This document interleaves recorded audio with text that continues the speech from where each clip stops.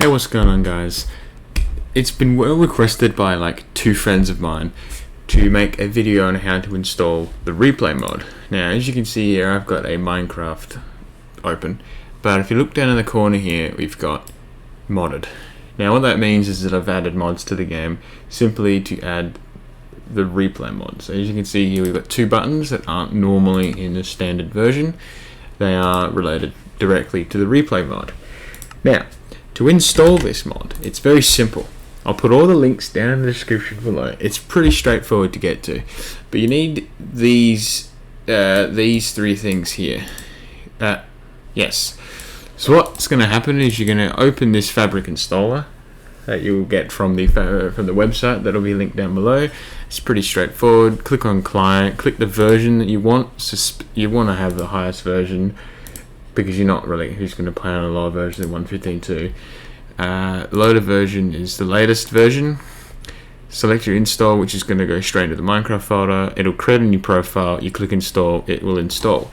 If I open up my launcher here, because I've already installed it, it's already Fabric Loader 1.15.2. See in here, very simple. Alright, close that and then open. The next step is to locate your Minecraft folder. So the easiest way to do that is to press the Windows R key, opens the run dialog box. From there you type %appdata%. So that goes into your computer and it looks for all the special files hidden away under your username. Go to your .minecraft folder, and in here you go to this folder called mods. Now this folder called mods is created after you've launched the game with Fabric installed. So you have to launch it, otherwise it doesn't work. Then it creates a mods folder. Then what you're going to do is you're going to simply, well, I'm not going to do it here because it's already done. What am I doing? There we go.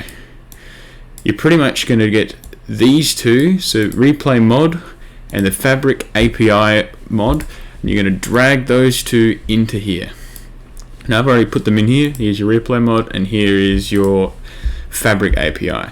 So now that'll open up your replay mod when you launch the game again. So if we go into a single player world and we press escape, you'll see down here resume recording, start recording. So if we click start recording, it'll say down at the bottom recording started. So if we just move around a little bit, do a bit of whatever, change the game mode so I can fly again, creative. As now we can fly, don't worry about this iron farm, yada yada yada. We've created a replay. If we click stop replay, it stops. Once we exit the world, it didn't save. I don't know what's going on there. Oh, here it is. So you go into, so to get to your replays, replay viewer, test world, which has happened to be the replay that I just did, load. And here's your replay. Use your whatever to move your shit around. There you go, there's the replay. And you just close this and record it. It's pretty straightforward. Alright, so that's enough of that. Right, so once you've installed that all works, should be right. You need the Fabric API for the replay mod to work properly.